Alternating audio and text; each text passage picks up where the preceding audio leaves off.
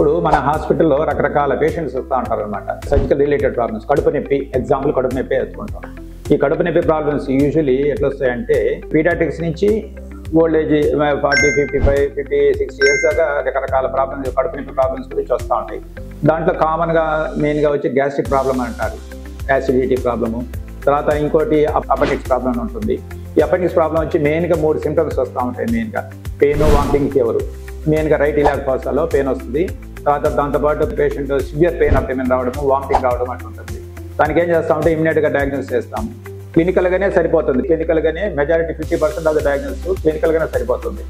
లేదు అట్లా అన్నప్పుడు నెక్స్ట్ ఇప్పుడు ఎందుకంటే ఎవిడెన్స్ బేస్డ్ మెడిసిన్ కాబట్టి వీఆర్ డూయింగ్ స్కాన్ ఆల్సో. స్కాన్లో మోస్ట్లీ 75-80% డయాగ్నోసిస్ కనుక్కుంటాం.